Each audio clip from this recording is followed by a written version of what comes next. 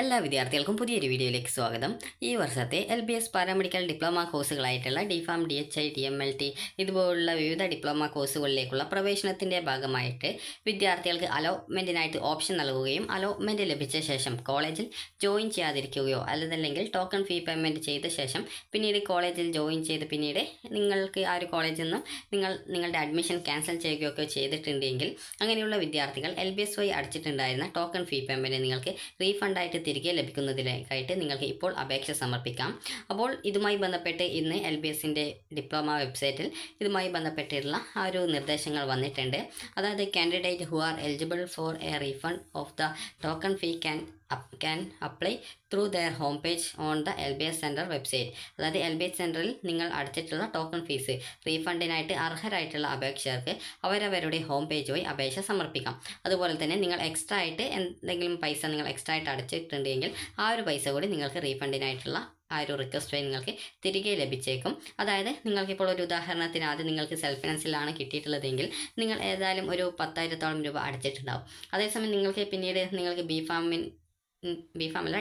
നിങ്ങൾക്ക് ഗവൺമെൻറ് കോളേജിൽ കിട്ടിയിട്ടുണ്ടെങ്കിൽ നിങ്ങൾക്ക് ഏകദേശം ഒരു 6,500-ഓളം രൂപ മാത്രമാണ് ഫീസ് ഇനത്തിൽ വരുന്നത്. അപ്പോൾ അങ്ങനെ വരുന്ന സാഹചര്യത്തിൽ നിങ്ങൾക്ക് ഏകദേശം 3,500-ഓളം രൂപ നിങ്ങൾക്ക് തിരികെ റീഫണ്ട് ഇനത്തിൽ കിട്ടും. അപ്പോൾ ഇങ്ങനെ നിങ്ങൾക്ക് ഈ ഒരു രീതി നിങ്ങൾക്ക് ആദ്യം സെൽഫ് ഫിനാൻസിൽ കിട്ടി പിന്നീട് നിങ്ങൾക്ക് ഗവൺമെൻറ് കോളേജിൽ അലോട്ട്മെൻറ്റ് ലഭിച്ച ശേഷം നിങ്ങൾക്ക് ആ ഒരു രീതിയിൽ നിങ്ങൾ എക്സ്ട്രാ ആയിട്ട് ആ ഒരു അടച്ച പൈസയിൽ എക്സ്ട്രാ ഉണ്ടെങ്കിൽ അങ്ങനെ നിങ്ങൾക്ക് എക്സസ് ഫീ റീഫണ്ട് എന്നുള്ള രീതിയിൽ നിങ്ങൾക്കത് റീഫണ്ടിനായിട്ടുള്ള അർഹതയുണ്ടാവും. അപ്പോൾ ഈ ഒരു രീതിയിൽ നിങ്ങൾക്ക് ആർക്കൊക്കെയാണോ റീഫണ്ടിന് അർഹതയുള്ളത് അതിനനുസരിച്ച് നിങ്ങൾക്ക് ലോഗിൻ ചെയ്തുകൊണ്ട് നിങ്ങൾക്ക് നിങ്ങളുടെ ഈ ഒരു റീഫണ്ടിനായിട്ടുള്ള അപേക്ഷ സമർപ്പിക്കാം. അപ്പോൾ എങ്ങനെയാണ് ഈ ഒരു ടോക്കൺ ഫീസ് റീഫണ്ടിനായിട്ടുള്ള അപേക്ഷ സമർപ്പിക്കുക എന്നുള്ള കാര്യം നമുക്ക് നോക്കാം. ആദ്യം തന്നെ വിദ്യാർത്ഥികൾ LBS വെബ്സൈറ്റ് ഓപ്പൺ ചെയ്ത് സൈഡിലുള്ള 3 ലൈൻസിൽ ക്ലിക്ക് ചെയ്ത് ലോഗിൻ ബട്ടൺ ക്ലിക്ക് ചെയ്ത് ലോഗിൻ ചെയ്യുക. ലോഗിൻ ചെയ്ത് കഴിഞ്ഞാൽ നിങ്ങൾക്ക് നിങ്ങളുടെ ആപ്ലിക്കേഷൻ സ്റ്റാറ്റസ് പേജിലേക്ക് പോകുന്നതാണ്. അപ്പോൾ താഴോട്ടേക്ക് നിങ്ങൾ സ്ക്രോൾ ചെയ്ത് കഴിഞ്ഞാൽ നിങ്ങൾക്ക് യുവർ അലോട്ട്മെൻറ്റ്സ് എന്നുള്ള ഭാഗത്ത് ആ ഒരു നിങ്ങൾക്ക് എവിടെയാണോ കിട്ടിയിട്ടുള്ളത് എന്നുള്ള ഡീറ്റെയിൽസ് നിങ്ങൾക്ക് കാണാൻ സാധിക്കും. അപ്പോൾ നിങ്ങൾ ചെയ്യേണ്ട പ്രധാനപ്പെട്ട കാര്യം എന്ന് പറയുന്നത് ആ ഒരു യുവർ അലോട്ട്മെൻറ്റ്സ് എന്നുള്ള ഭാഗത്ത് ആ ഒരു ഡീറ്റെയിൽസും കാര്യങ്ങളൊക്കെയുള്ള ഭാഗത്ത് നിങ്ങൾ അത് ജസ്റ്റ് ഒന്ന് സൈഡിലോട്ടൊന്ന് സ്ക്രോൾ ചെയ്യുക.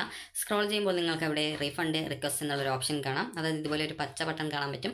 അപ്പോൾ നിങ്ങൾ അതിൽ ക്ലിക്ക് ചെയ്യുക. ക്ലിക്ക് ചെയ്യുന്ന സമയത്ത് നിങ്ങൾക്ക് റീഫണ്ടിനായിട്ട് റിക്വസ്റ്റ് ചെയ്യുന്ന സമയത്ത് നിങ്ങൾ ഒന്നുകിൽ നിങ്ങളുടെ സേവിങ് അക്കൗണ്ടാണ് നൽകേണ്ടത്, അതല്ലെങ്കിൽ നിങ്ങളുടെ പാരൻസിൻ്റേതായാലും പ്രോബ്ലം ഇല്ല, അതിലേക്കാണ് റീഫണ്ടിനായിട്ടുള്ള ആ ഒരു റിക്വസ്റ്റ് നൽകിയാൽ അതിലേക്കാണ് പൈസ വരിക.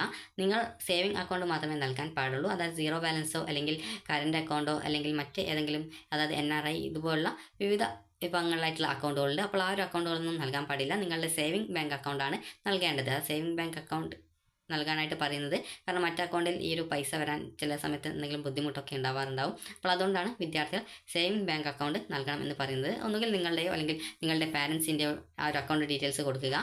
പ്രത്യേകം ശ്രദ്ധിക്കേണ്ടത് ഈ ഒരു ആപ്ലിക്കേഷൻ എഡിറ്റ് ചെയ്യാനുള്ള സൗകര്യം ഉണ്ടാവില്ല. അതുകൊണ്ട് തന്നെ സബ്മിറ്റ് ചെയ്യും മുമ്പായിട്ട് നിങ്ങളുടെ ആപ്ലിക്കേഷനിൽ നൽകിയിട്ടുള്ള ഡീറ്റെയിൽസ് ഒക്കെ കൃത്യമാണ് എന്നുള്ളത് നിങ്ങൾ പ്രത്യേകം ഉറപ്പുവരുത്തേണ്ടതാണ്. അതിനുശേഷം മാത്രമേ ഈ ഒരു ആപ്ലിക്കേഷൻ സബ്മിറ്റ് ചെയ്യാൻ പാടുള്ളൂ. കാരണം പല വിദ്യാർത്ഥികളും മുൻപ് LBSൻ്റെ പാരാമെഡിക്കൽ ഡിഗ്രി അലോട്ട്മെൻറ്റിലെ റീഫണ്ട് റിക്വസ്റ്റ് നൽകിയ സമയത്ത് IFSC കോഡ് തെറ്റിപ്പോയി, അതല്ലെങ്കിൽ അവരുടെ ആ ഒരു അക്കൗണ്ട് ഹോൾഡർ നെയിം തെറ്റിപ്പോയി, അല്ലെങ്കിൽ അക്കൗണ്ട് നമ്പർ തെറ്റിപ്പോയി എന്നൊക്കെ പറയാറുണ്ട്. അപ്പോൾ അതുകൊണ്ട് തന്നെ നിങ്ങൾ ശ്രദ്ധിക്കേണ്ട കാര്യം എന്ന് പറയുന്നത് എഡിറ്റ് ചെയ്യാനുള്ള സൗകര്യം ഉണ്ടാകുന്നതല്ല. അതുകൊണ്ട് തന്നെ സബ്മിറ്റ് ചെയ്യും മുമ്പായിട്ട് ഡീറ്റെയിൽസ് ഒക്കെ കൃത്യമാണ് എന്നുള്ളത്, തെറ്റിപ്പോയിട്ടില്ല എന്നുള്ളത് ഒരു 2 പ്രാവശ്യമെങ്കിലും പരിശോധിച്ച് ആ ഒരു കൃത്യമായിട്ട് ഡീറ്റെയിൽസ് കൊടുത്തിട്ടുണ്ട് എന്നുള്ളത് ഉറപ്പാക്കേണ്ടതാണ്.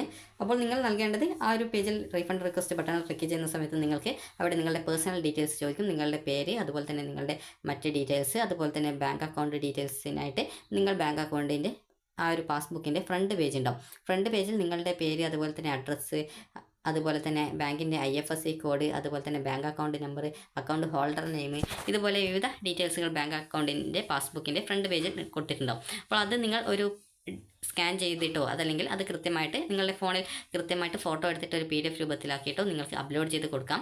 അതുപോലെ തന്നെ നിങ്ങൾ ശ്രദ്ധിക്കേണ്ടത് ആ ഒരു നൽകുന്ന ഡീറ്റെയിൽസൊക്കെ കൃത്യമായിട്ട് വായിച്ച് മനസ്സിലാക്കാൻ പറ്റുന്ന രീതിയിലുള്ള ആ ഒരു PDF രൂപത്തിലായിരിക്കണം നിങ്ങൾ തയ്യാറാക്കേണ്ടത്. അതുപോലെ തന്നെ നിങ്ങളുടെ ബാങ്ക് അക്കൗണ്ട് ഹോൾഡർ നെയിം, അതുപോലെ തന്നെ അത് നിങ്ങൾ ആരുടെ സെയിം ബാങ്ക് അക്കൗണ്ട് ഡീറ്റെയിൽസാണ് കൊടുക്കുന്നത് അവരുടെ ആ ഒരു ബാങ്ക് അക്കൗണ്ട് അവരുടെ ഹോൾഡർ നെയിം എന്നുള്ള ഭാഗത്ത് അവരുടെ പേര് കൃത്യമായിട്ട് കൊടുത്തിട്ടുണ്ടാവും. അപ്പോൾ അത് കൃത്യമായിട്ട് നോക്കിയിട്ട് കൃത്യമായിട്ട് കൊടുക്കുക. അതുപോലെ തന്നെ അക്കൗണ്ട് നമ്പർ ഇതും തെറ്റിപ്പോവരുത്. അതുപോലെ തന്നെ IFSC കോഡ്, അപ്പോൾ ഇതും തെറ്റിപ്പോയത് കാരണം പല വിദ്യാർത്ഥികളും IFSC കോഡ് തെറ്റിപ്പോയിട്ടുണ്ട് എന്നൊക്കെ പറയാറുണ്ട്. അപ്പോൾ അതുകൊണ്ട് തന്നെ നൽകുന്ന ഡീറ്റെയിൽസ് ഒന്നും തെറ്റിയിട്ടില്ല എന്നുള്ളത് ഒരു 2 പ്രാവശ്യമെങ്കിലും കൃത്യമായിട്ട് പരിശോധിച്ച് ഉറപ്പുവരുത്തുക. അപ്പോൾ ഇങ്ങനെ ഇത്തരം ഡീറ്റെയിൽസ് ബാങ്ക് അക്കൗണ്ട് ഡീറ്റെയിൽസ് ഒക്കെ കൊടുത്തതിന് ശേഷം നിങ്ങൾ ഈ ഒരു ബാങ്ക് അക്കൗണ്ടിൻ്റെ പാസ്ബുക്കിൻ്റെ ആ ഒരു ഫ്രണ്ട് പേജിൻ്റെ, അത് നിങ്ങളുടെ ബാങ്ക് അക്കൗണ്ട് ഡീറ്റെയിൽസ് കൃത്യമായിട്ടുള്ള, നിങ്ങളുടെ ഡീറ്റെയിൽസ് കൃത്യമായിട്ടുള്ള നൽകിയിട്ടുള്ള ആ ഒരു ഫ്രണ്ട് പേജിൻ്റെ ആ ഒരു സ്കാൻ ചെയ്തിട്ടോ അതല്ലെങ്കിൽ കൃത്യമായിട്ട് നിങ്ങളുടെ ഫോണിൽ ഫോട്ടോ എടുത്തൊരു PDF രൂപത്തിലാക്കിയിട്ടോ നിങ്ങൾക്ക് അപ്ലോഡ് ചെയ്ത് കൊടുക്കാം. അപ്ലോഡ് ചെയ്യുന്നതിന് മുമ്പായിട്ട് കൃത്യമായിട്ട് ആ ഒരു PDF കൃത്യമായിട്ട് അത് വായിച്ച് നോക്കാനായിട്ട്, അതായത് ആ ഒരു ഫോട്ടോയിൽ നൽകിയിട്ടുള്ള ഡീറ്റെയിൽസ് കൃത്യമായിട്ട് വായിക്കാൻ സാധിക്കുന്നുണ്ടോ എന്നുള്ളത് കൃത്യമായിട്ട് ഉറപ്പുവരുത്തുക. ഇങ്ങനെ നൽകുന്ന ഡീറ്റെയിൽസ് ഒക്കെ കൃത്യമാണ് എന്നുള്ളത് ഉറപ്പുവരുത്തിയ ശേഷം പിന്നീട് നിങ്ങൾക്ക് അതിൽ റീസൺ നൽകാനുണ്ടാകും. അതായത് എന്താണ് റീഫണ്ടിനായിട്ട് റിക്വസ്റ്റ് നൽകാനുള്ള റീസൺ എന്ന് പറയുന്നത്, ഒന്ന് ക്യാൻസലേഷൻ ആയിരിക്കും, അഡ്മിഷൻ ക്യാൻസലേഷൻ ആയിരിക്കും. അതായത് നിങ്ങളുടെ അഡ്മിഷൻ നിങ്ങൾ ക്യാൻസൽ ചെയ്തിട്ടുണ്ട് എന്നുള്ളതാണ്. അതായത് നിങ്ങൾ അഡ്മിഷൻ ഒന്നും എടുത്തിട്ടില്ല എങ്കിൽ നിങ്ങൾ ആ ഒരു രീതിയിൽ ഈ ഒരു ക്യാൻസലേഷൻ എന്നുള്ളതിൽ ആ ഒരു റീസൺ കൊടുക്കാം. ഇനി അതല്ല, നിങ്ങൾ എക്സ്ട്രാ ആയിട്ട് അടച്ചത്, നിങ്ങൾ ആദ്യം നിങ്ങൾക്കൊരു സെൽഫ് ഫിനാൻസിൽ കിട്ടി 10,000 രൂപ അടച്ചു, പിന്നീട് ഗവൺമെൻറ് കോളേജിൽ DPharmന് കിട്ടി, അപ്പോൾ നിങ്ങൾക്ക് ഏകദേശം 6,500ഓളം രൂപ മാത്രം ഫീസ് വന്നു. അങ്ങനെ നിങ്ങൾ ബാക്കി ഏകദേശം 3,500ഓളം രൂപ എക്സ്ട്രാ ആയിട്ട് നിങ്ങൾ അടച്ചു പോയിട്ടുണ്ടെങ്കിൽ ആ ഒരു പൈസ നിങ്ങൾക്ക് റീഫണ്ട് കിട്ടാനായിട്ടുള്ള റീസൺ എന്ന് പറയുന്നത് എക്സസ് റീഫണ്ട് എന്നുള്ളതാണ്. അതായത് എക്സസ് ഫീ റീഫണ്ട് എന്നുള്ളതാണ്. അതായത് എക്സസ് ഫീ എന്ന് പറഞ്ഞാൽ നിങ്ങൾ അധികമായിട്ട് അടച്ച പൈസ നിങ്ങൾക്ക് റീഫണ്ടിനായിട്ട് വേണ്ടിയിട്ടാണ് എന്നുള്ളതാണ് ആ ഒരു റീസൺ എന്ന് പറയുന്നത്. അപ്പോൾ ഈ രീതിയിൽ നിങ്ങൾ റീസൺ കൊടുക്കുന്ന സമയത്തും കൃത്യമായിട്ട് ഓർക്കുക, നിങ്ങൾ നിലവിൽ ഏതെങ്കിലും ഗവൺമെൻറ് കോളേജിൽ അലോട്ട്മെൻറ്റ് ലഭിച്ച് അവിടേക്ക് മാറ്റം കിട്ടിയിട്ടുള്ള ഒരു വിദ്യാർത്ഥിയാണെങ്കിൽ എക്സസ് ഫീ റീഫണ്ട്, അതായത് അധികമായിട്ട് അടച്ച പൈസയായിരിക്കും റീഫണ്ടായിട്ട് കിട്ടേണ്ടത്. ഇനി അതല്ല, നിങ്ങൾ അഡ്മിഷനൊന്നും എടുത്തിട്ടില്ല, ജസ്റ്റ് അലോട്ട്മെൻറ്റ് കിട്ടിയ സമയത്ത് ടോക്കൺ ഫീ പേയ്മെൻറ്റ് ചെയ്തു, അതല്ലെങ്കിൽ കോളേജിൽ ജോയിൻ ചെയ്ത ശേഷം ആ ഒരു അഡ്മിഷൻ ക്യാൻസൽ ചെയ്ത് പിന്നീട് നിങ്ങൾക്ക് റീഫണ്ടിനായിട്ട് കിട്ടാൻ വേണ്ടിയിട്ട് ഇരിക്കുന്ന വിദ്യാർത്ഥികൾ എന്നിവർ ചെയ്യേണ്ടത് അഡ്മിഷൻ ക്യാൻസലേഷൻ എന്നുള്ള ഓപ്ഷനാണ്. അപ്പോൾ നിങ്ങൾക്ക് അവിടെ റീസൺ ഒന്നും ഇല്ല എങ്കിൽ എന്തുകൊണ്ടാണ് നിങ്ങൾക്ക് ആ ഒരു റീഫണ്ടിനായിട്ട് നിങ്ങൾ റിക്വസ്റ്റ് ചെയ്യുന്നത് എന്നാൽ കൃത്യമായിട്ട് അവിടെ മെൻഷൻ ചെയ്ത് കൊടുത്താൽ മതിയാകും. അപ്പോൾ ഇങ്ങനെ നൽകുന്ന ഡീറ്റെയിൽസ് ഒക്കെ കൃത്യമാണ് എന്നുള്ളത് ഉറപ്പുവരുത്തുക, ഒന്നും തെറ്റിയിട്ടില്ല എന്നുള്ളത് ഒരു 2 പ്രാവശ്യമെങ്കിലും ജസ്റ്റ് ഒന്ന് ചെക്ക് ചെയ്ത് ഉറപ്പുവരുത്തുക. അതിനുശേഷം നിങ്ങൾക്ക് നിങ്ങളുടെ ആപ്ലിക്കേഷനിൽ തെറ്റുകളൊന്നും ഇല്ല എന്നുള്ളത് കൃത്യമായിട്ട് ഉറപ്പുവരുത്തിയ ശേഷം നിങ്ങൾക്ക് ആപ്ലിക്കേഷൻ സബ്മിറ്റ് ചെയ്യാവുന്നതാണ്. അപ്പോൾ നിങ്ങൾക്ക് ഈ ഒരു വീഡിയോ ഉപകാരപ്രദമായിട്ടുണ്ടെങ്കിൽ ലൈക്ക് ചെയ്യുക, ഷെയർ ചെയ്യുക. Thank you for watching.